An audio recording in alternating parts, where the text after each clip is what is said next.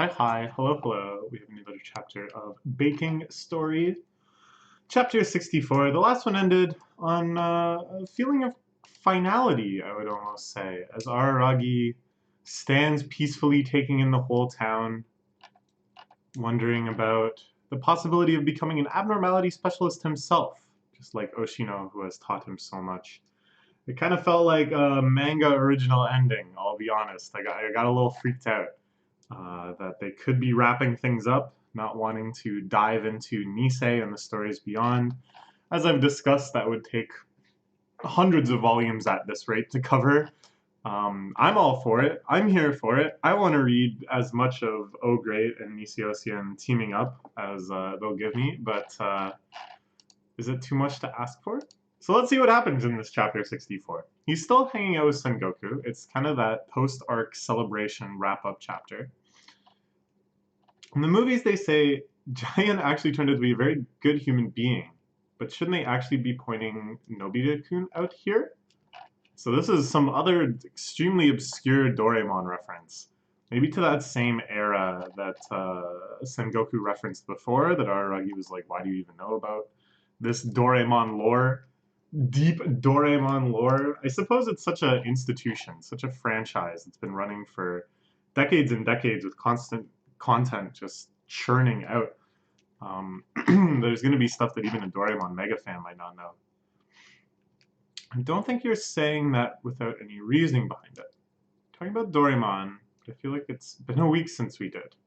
There's a reasoning in bringing about the Doraemon long stories now. I don't know any of this stuff. Here's all I know about Doraemon. Nobita-kun is a sad boy that has no friends. He's bullied or something. Suddenly one day he can hear the voice of Doraemon. He discovers this cat, this bizarre cat from the future, living in his sock drawer.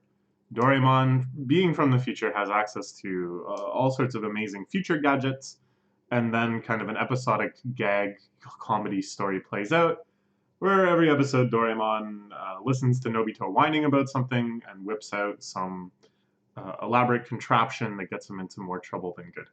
That's it. That's like the entire thing, isn't it? There's some other characters, some of the neighborhood chums. Some of them are mean to Nobito, some of them are his friends. I'm mostly basing this on Asobion in Dead Demon's Destruction, which is a parody of Doraemon. So all of this additional plot, I have no idea what they're talking about. That's literally all I know. I haven't read any of it or watched any of it. This is just what I've picked up from osmosis. Okay, so I don't know who Tsuneo-kun is, who never grows up no matter how much time passes. Position of being #1 of the Gaki Daisho is a pretty tough spot, whether you grow up or you get corrupted. I don't know what that means either. It sucks because I feel like there's something being said metaphorically here. That some retrospective introspection on this entire arc is happening through these Doraemon allegories, but I just don't know it. It's too bad. It's flying over the head. Nariko just wanted to test how well you could Tsukomi. Okay, never mind. Maybe it means nothing. Maybe it's just flexing his Tsukomi skills. I think we'd be talking about Doraemon. The moment she said, by the way, Kyomi, Oni-chan. To me, any good introvert girl. That was the case. Say sorry and over and over again for all eternity. Good banter. I like just the banter that he has with all of the main girls. Each one has such unique patterns. Each one not only kind of brings out the charm of that girl, but shows another side to Araragi too. Truly a man for all seasons.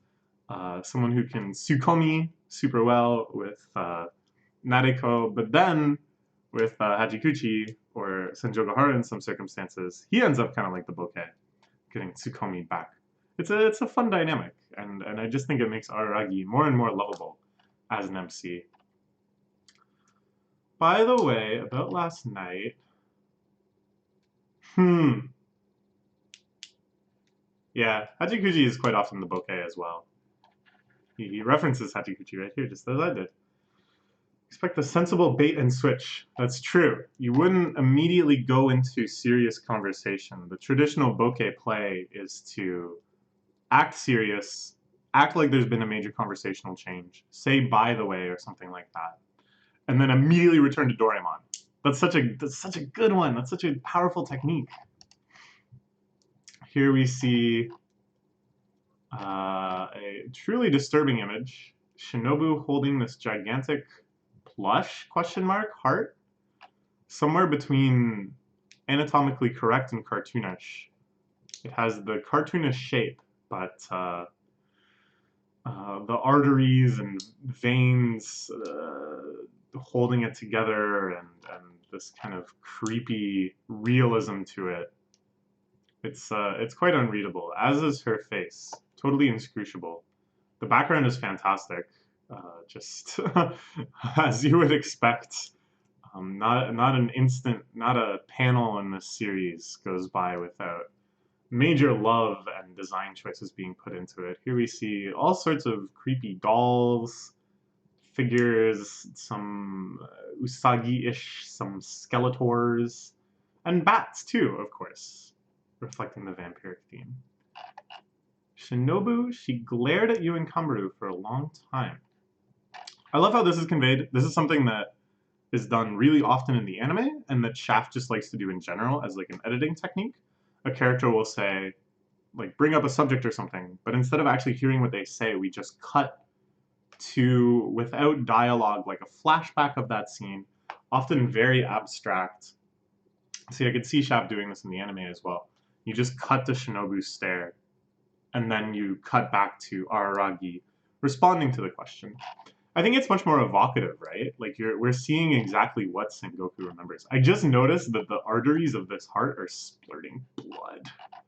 The one down on the ground. Terrifying. That girl glares at anyone, is what you said, right? But Komione-chan, the look she gave Nadeko and Kambaru-san was different from the one she gives you and Oshino-san. It was like she hated us. Nadeko is sensitive to people's stares, so she can tell that much. This is foreshadowing the great bang-cutting adventure. This is something that Nadeko talks a bit more in depth. But that's so many arcs from now. Will we even see that in manga? I sure hope, but who knows? Senjogahara saying that Shinobu had stared with her as a declaration of war. What could all this mean? Be pretty weird. She may be like that now, but at the end of the day, she's actually an abnormality, a vampire. She would never even take interest in humans. Noshino said that as well. They don't have the awareness to recognize individual human beings. He said it's like she's looking at us like as ants. We saw this during the Great Crab adventure, when the abnormality was actually summoned out of Senjogahara. It attacked so indiscriminately. It attacked, yes, as if it could not distinguish Senjogahara and Araragi. I'm gonna go ask Oshino why. Not Shinobu-chan directly. Pretty talkative girl before, but stuff happened. So this I always thought was funny, that you don't hear Shinobu talk at all until Nisei, and then she just chats up a storm. And I always wondered, like, why Nisei Hossein decided to change his mind to go from Shinobu being this mysterious, silent vampire child to one of the great instigators of conversation in the series, and often one of the persons who knows the most about what's going on and will give the explanations. My guess, here's my guess, it was when the anime adaptation was announced, he was like, what? I can't just have this character that doesn't talk. I want her to talk too. I want to hear Shinobu's voice. So starting in Nisei, which I think was written right around when the anime adaptation was announced. I don't know if that lines up, actually. I don't know. We can look into it, see if this theory is feasible. But to me, I think that would be pretty funny, and thus I'm going to stick with it. Araragi puts a cicada husk on top of Sengoku's head. Why? She's such a girly girl. She's so delicate. Does he think that's a good idea? Doesn't seem like she cares. She's closed off her heart. What's there now is something more like a husk. She hasn't said a word in over 2 months. No reaction. Yeah. She doesn't care somehow. Maybe she didn't notice. They're really, really light, the cicada husk. You, like, don't even notice it's there. Because of her, Not because of her, it's because of me. 100%. He is the one that said, I will help you. He is the one that said, you can drink my blood. I hope at least we get Kizu covered. Even if we don't get the sequel volumes, we should at least get the prequel volume, right? Right? It's wrong to demand responsibility from abnormalities. They're just simply like that because that's the way they are. We wake up in the morning, eat breakfast, and go to school. It's something exactly similar to that. Wrong to her. Comes to Shinobu, that's true. Sengoku is much of a victim of that snake abnormality in the end. She is an abnormality who is absurdly victimized by me, the human. See, this is cool because it's foreshadowing very specific things in Kizu. But what's difficult is now that I've read this story in the light novels and watched the anime adaptation, it's difficult for me to remember like what I'm supposed to know at this point. So of course this is getting kind of more into the nuance of Kizu, and I'm sure in the manga they've already covered that Araragi was bit by a vampire, he was half vampirized, Oshino helped him, so on and so forth. Like that basics has been covered, the structure of it. But I'm just trying to figure out like how much of this is new information. Moreover, like how confused would I be as a manga exclusive reader? Probably not that many of those exist though. And I feel like this sort of cryptic talk that he's talking about, it feels sort of tonally inappropriate, given that this is supposed to be a nice celebratory after arc chapter. But that if you're not a manga exclusive reader, if you realize that this is foreshadowing Kizu, foreshadowing the past, but foreshadowing learning in detail what he's talking about here, the way he victimized Shinobu in his own words, then it's like hype. Then it does feel tonally appropriate because we're setting up like other things we want to see, and that's exciting, and that goes in with this kind of getting you pumped for the next arc feeling. But here it just kind of seems, I don't know, it's really interesting to me to try to take the perspective of the manga only reader. Because it does feel to them like, huh? Honestly, I think Shinobu is very impressive. There's a lot of things she probably wants to tell me, but she's holding it all back. All the grudges, all the hatred, she probably has so much she can't keep it all in. He reaches for the cicada husk again. This is interesting too. Even though that this is just Araragi's internal thoughts, I'd be very curious to see what Sengoku thinks about that. How Sengoku feels about the virtue, perhaps, of holding things in, not telling people how they feel, how you feel about them. The courage to hold it in. Foreshadowing another conversation. Whoa! This is a cool maneuver. A little exaggerated. You can tell, like, Sengoku can't do this in real life. It's a comically exaggerated manga thing, but it's cool. It's funny. The way she wields the recorder as if it's a weapon as well.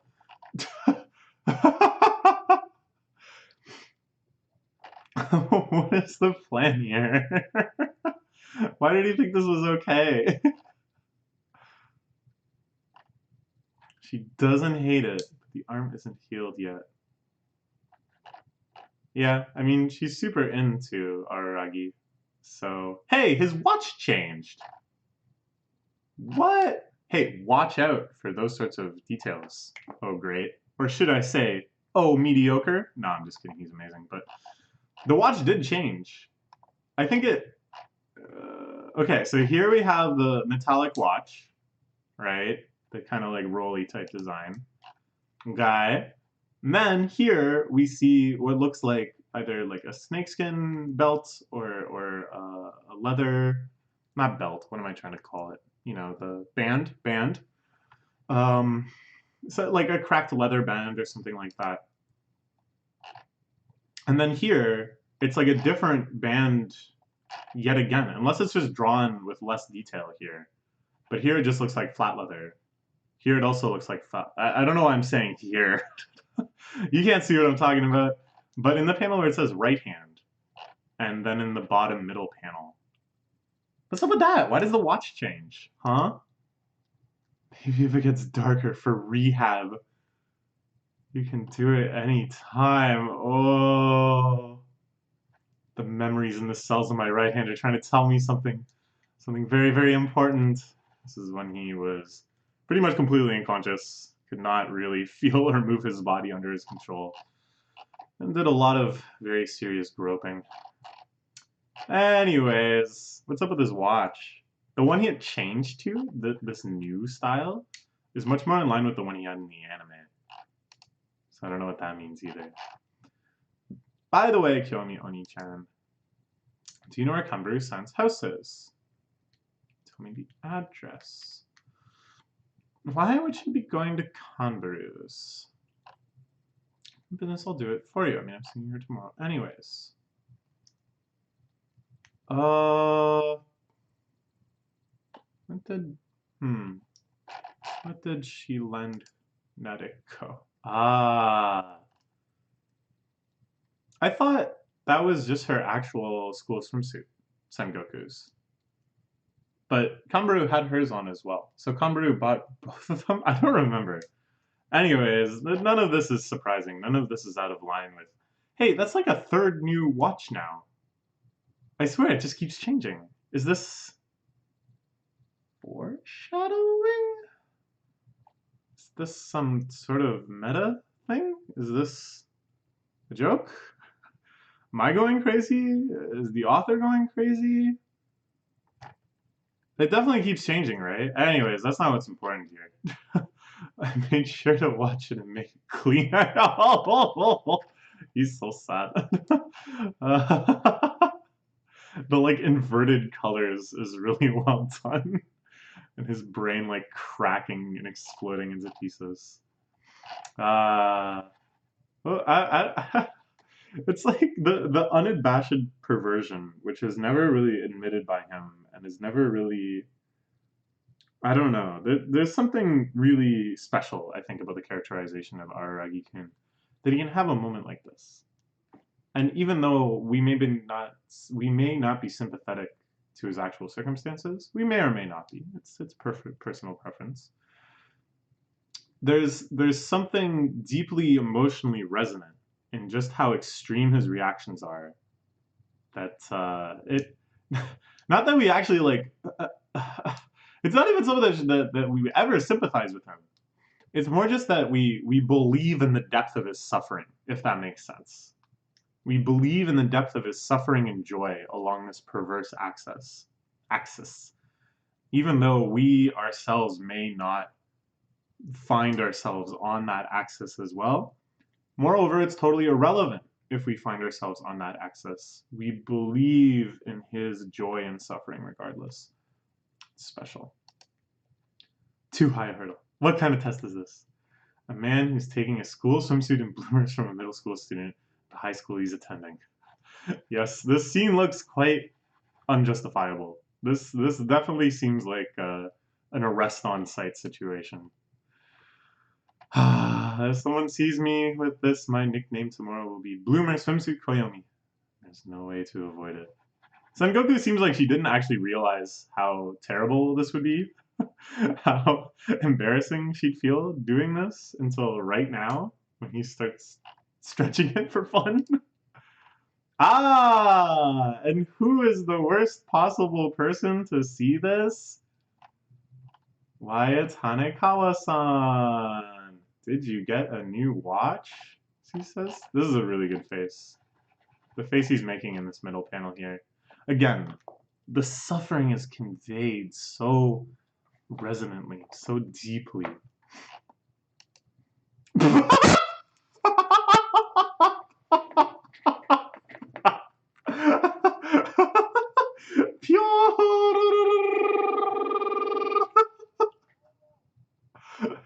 She just splits. Good, good. That was good. That was safe. And you're taking care of yourself, Sengoku. Smart, smart.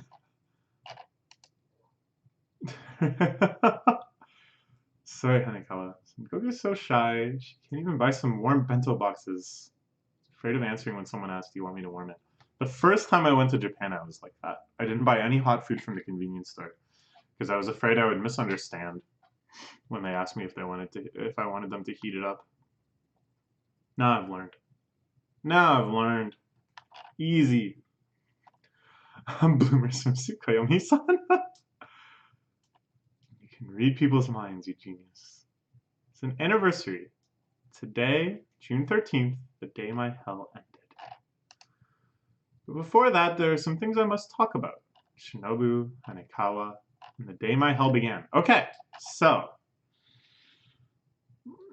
cautiously optimistic because Araragi is never really accurate when he considers his circumstances. We will get content into Nisei and beyond. But being a little more conservative, being a little more pessimistic, we are at least going to get the Hanekawa arc of Bakemonogatari. I expected that we would get that. I would be very surprised if they didn't cover that as well. We're going to get the day my hell began, i.e. Kizu Monogatari. So we'll get those two at least. And then we'll probably get the story of him looking for Shinobu, the timeline splitting event where Hachikuchi helps him find her at the donut store. Next, Bakemonogatari 00, Koyomi Vampu. Oh, so we're getting Kizu next? This certainly seems to suggest that Kizu is coming next. Really cool closing art here by Nakamura Yusuke sensei. Neat. Alright, wow. Alright, exciting. I don't want to get too optimistic or pessimistic. I'm going to take these chapters as they come. So please do the same. We will look forward to more chapters soon. Hopefully. Bye-bye.